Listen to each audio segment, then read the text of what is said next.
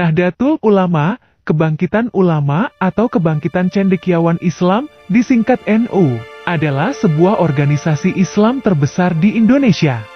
Organisasi ini berdiri pada 31 Januari 1926 dan bergerak di bidang keagamaan, pendidikan, sosial, dan ekonomi.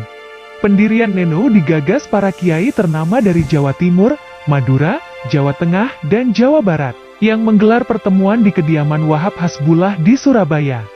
Selain Wahab Hasbullah, pertemuan para kiai itu juga merupakan prakarsa dari Hasyim Asy'ari yang dibahas pada waktu itu adalah upaya agar Islam tradisional di Indonesia dapat dipertahankan, maka dirasa perlu dibentuk sebuah wadah khusus. Sebenarnya, upaya semacam itu sudah dirintis Kiai Wahab jauh sebelumnya. Bersama Mas Mansur, seperti ditulis Ahmad Zahro dalam buku Tradisi Intelektual NU Lajnah Batsul Masail 1926 sampai 1999 cetakan 2004. Kiai Wahab mendirikan Nahdlatul Wathon yang artinya kebangkitan tanah air pada 1914. Martin van Brunessen dalam buku berjudul Anu Tradisi, Relasi-relasi Kuasa, Pencarian Wacana Baru cetakan 1994 menyebut bahwa boleh dibilang Nahdlatul Wathon merupakan sebuah lembaga pendidikan agama bercorak nasionalis moderat pertama di Nusantara. Sebagai catatan, Nahdlatul Wathon versi Kiai Wahab dan Kiai Mas Mansur berbeda dengan lembaga bernama serupa yang didirikan Tuan Guru Kiai Haji Tigi K.A. Muhammad Zainuddin Abdul Majid di Lombok, Nusa Tenggara Timur, pada 1953. Kehadiran NU merupakan salah satu upaya melembagakan wawasan tradisi keagamaan yang dianut jauh sebelumnya, yakni paham Ahlussunnah wal Jamaah. Selain itu, NU sebagaimana organisasi-organisasi pribumi lain baik yang bersifat sosial, budaya, atau keagamaan yang lahir di masa penjajah, pada dasarnya merupakan perlawanan terhadap penjajah. Hal ini didasarkan berdirinya NU dipengaruhi kondisi politik dalam dan luar negeri, sekaligus merupakan kebangkitan kesadaran politik yang ditampakkan dalam wujud gerakan organisasi dalam menjawab kepentingan nasional dan dunia Islam umumnya. Akibat penjajahan, maupun akibat kungkungan tradisi, telah menggugah kesadaran kaum terpelajar untuk memperjuangkan martabat bangsa ini melalui jalan pendidikan dan organisasi. Gerakan yang muncul 1908 tersebut dikenal dengan Kebangkitan Nasional. Semangat kebangkitan terus menyebar setelah rakyat pribumi sadar terhadap penderitaan dan ketertinggalannya dengan bangsa lain. Sebagai jawabannya, muncullah berbagai organisasi pendidikan dan pembebasan.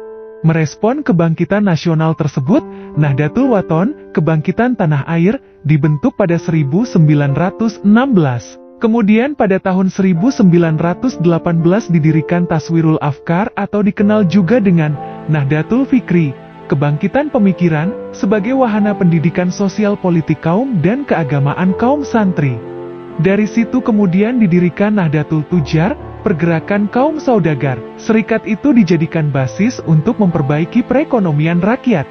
Dengan adanya Nahdlatul Tujar itu, maka Taswirul Afkar, selain tampil sebagai kelompok studi, juga menjadi lembaga pendidikan yang berkembang sangat pesat dan memiliki cabang di beberapa kota. Berangkat dari munculnya berbagai macam komit dan organisasi yang bersifat embrional dan ad hoc, maka setelah itu dirasa perlu untuk membentuk organisasi yang lebih mencakup dan lebih sistematis untuk mengantisipasi perkembangan zaman. Maka setelah berkoordinasi dengan berbagai kiai, karena tidak terakomodir kiai dari kalangan tradisional untuk mengikuti konferensi Islam dunia yang ada di Indonesia dan Timur Tengah, akhirnya muncul kesepakatan dari para ulama pesantren untuk membentuk organisasi yang bernama Nahdlatul Ulama, Kebangkitan Ulama. Pada 16 Rajab 1344 Hijriah, 31 Januari 1926,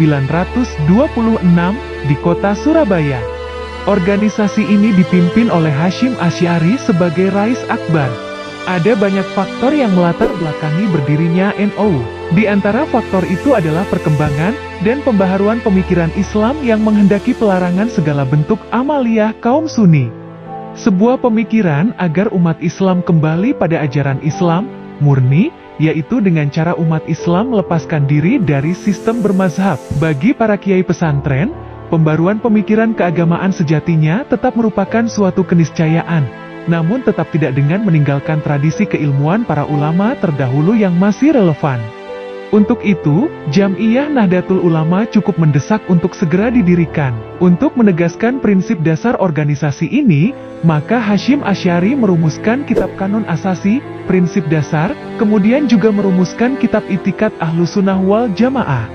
Kedua kitab tersebut kemudian diejawantahkan dalam Hitah NU, yang dijadikan sebagai dasar dan rujukan warga NU dalam berpikir dan bertindak dalam bidang sosial, keagamaan dan politik. NU menganut paham Ahlussunnah wal Jamaah, merupakan sebuah pola pikir yang mengambil jalan tengah antara ekstrem akli, rasionalis, dengan kaum ekstrem nakli, skripturalis. Karena itu sumber hukum Islam bagi NU tidak hanya Al-Quran, Sunnah, tetapi juga menggunakan kemampuan akal ditambah dengan realitas empirik. Cara berpikir semacam itu dirujuk dari pemikir terdahulu seperti Abu Al-Hasan Al-Asy'ari dan Abu Mansur Al-Maturidi dalam bidang teologi tauhid ketuhanan. Kemudian dalam bidang fikih lebih cenderung mengikuti mazhab Imam Syafi'i dan mengakui 3 mazhab yang lain, Imam Hanafi, Imam Maliki, dan Imam Hanbali sebagaimana yang tergambar dalam lambang Nahdlatul Ulama berbintang 4 di bawah. Sementara dalam bidang tasawuf, mengembangkan metode Al-Ghazali dan Syekh Junaid Al-Baghdadi yang mengintegrasikan antara tasawuf dengan syariat. Gagasan kembali ke Hitah pada tahun 1984 merupakan momentum penting untuk menafsirkan kembali ajaran Ahlussunnah wal Jamaah, serta merumuskan kembali metode berpikir, baik dalam bidang fikih maupun sosial, serta merumuskan kembali hubungan NU dengan negara. Gerakan tersebut berhasil kembali membangkitkan gairah pemikiran dan dinamika sosial dalam Nahdlatul Ulama. Dalam menentukan basis pendukung atau warga Nahdlatul Ulama ada beberapa istilah yang perlu diperjelas, yaitu anggota, pendukung atau simpatisan, serta muslim tradisionalis yang sepaham dengan Nahdlatul Ulama. Jika istilah warga disamakan dengan istilah anggota, maka sampai hari ini tidak ada satu dokumen resmi pun yang bisa dirujuk untuk itu. Hal ini karena sampai saat ini tidak ada upaya serius di tubuh Nahdlatul Ulama di tingkat apapun untuk mengelola keanggotaannya. Apabila dilihat dari segi pendukung atau simpatisan, ada 2 cara melihatnya. Dari segi politik, bisa dilihat dari jumlah perolehan suara partai-partai yang berbasis atau diasosiasikan dengan Nahdlatul Ulama, seperti PKB, PNU, PKU, Partai Sunni, dan sebagian dari PPP. Sedangkan dari segi paham keagamaan, maka bisa dilihat dari jumlah orang yang mendukung dan mengikuti paham keagamaan Nahdlatul Ulama. Maka dalam hal ini bisa dirujuk hasil penelitian Saiful Mujani, 2002, yaitu berkisar 48% dari muslim santri Indonesia. Suwaidi Asy'ari memperkirakan ada sekitar 51 juta dari muslim santri Indonesia dapat dikatakan pendukung atau pengikut paham keagamaan Nahdlatul Ulama. Jumlah keseluruhan muslim santri yang disebut sampai 80 juta atau lebih, merupakan mereka yang sama paham keagamaannya dengan paham keagamaan Nahdlatul Ulama, namun belum tentu mereka ini semuanya warga atau mau disebut berafiliasi dengan Nahdlatul Ulama.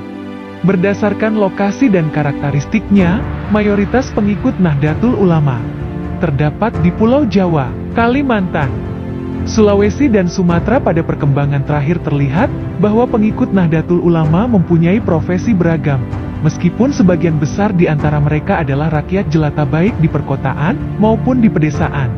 Mereka memiliki kohesivitas yang tinggi, karena secara sosial ekonomi memiliki problem yang sama, serta selain itu juga sama-sama sangat menjiwai ajaran Ahlussunnah wal Jamaah. Pada umumnya mereka memiliki ikatan cukup kuat dengan dunia pesantren yang merupakan pusat pendidikan rakyat dan cagar budaya Nahdlatul Ulama. Basis pendukung NU ini cenderung mengalami pergeseran. Sejalan dengan pembangunan dan perkembangan industrialisasi, maka penduduk NU di desa banyak yang bermigrasi ke kota memasuki sektor industri. Maka kalau selama ini basis NU lebih kuat di sektor petani di pedesaan, maka saat ini di sektor buruh di perkotaan juga cukup dominan. Demikian juga dengan terbukanya sistem pendidikan, Basis intelektual dalam NU juga semakin meluas, sejalan dengan cepatnya mobilitas sosial yang terjadi selama ini. Belakangan ini, NU sudah memiliki sejumlah doktor atau magister dalam berbagai bidang ilmu, selain dari ilmu keislaman baik dari dalam maupun luar negeri, termasuk negara-negara barat. Namun para doktor dan magister ini belum dimanfaatkan secara maksimal oleh para pengurus Nahdlatul Ulama hampir di setiap kepengurusan Nahdlatul Ulama.